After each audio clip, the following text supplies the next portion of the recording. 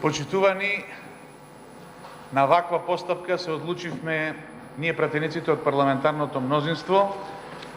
Имено се работи за предложениот закон од страна на владата за утврдување на минимална плата, она што Социјалдемократскиот сојуз на Македонија и издружената коалиција го вети во предизборниот период.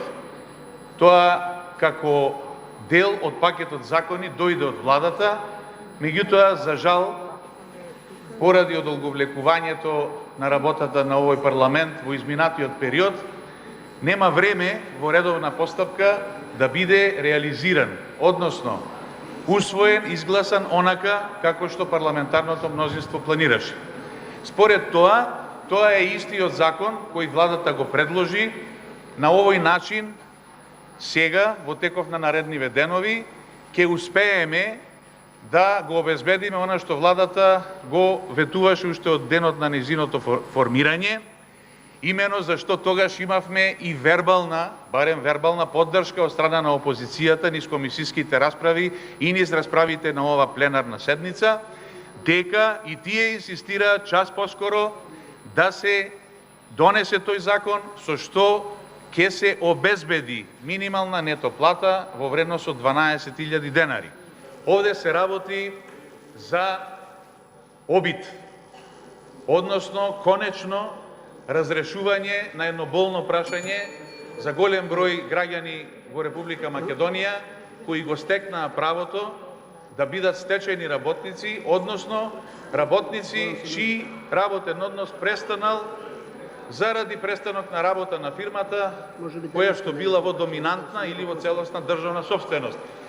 Ние во јавноста популарно го знаеме како законот за стечајни работници. Имено овој закон се однесува на сите работници кои се стекнале со статус од стечајни работници во периодот од 1995 година и овој пат заклучно со 30 јуни 2017 година.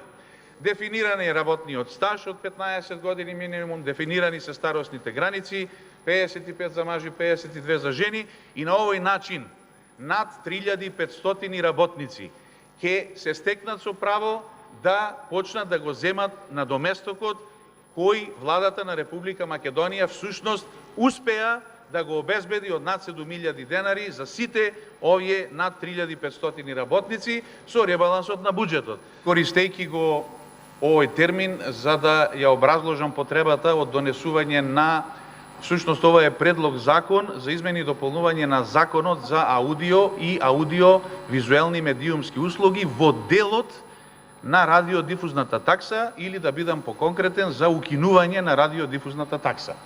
Ово е истиот закон кој Социјалдемократскиот сојуз на Македонија и издружената опозиција минатата година го предложија пред ова собрание во редовна постапка. Значи имаше дебата, ние тогаш ги доставивме сите аргументи во однос или во афирмација на едно вакво барање.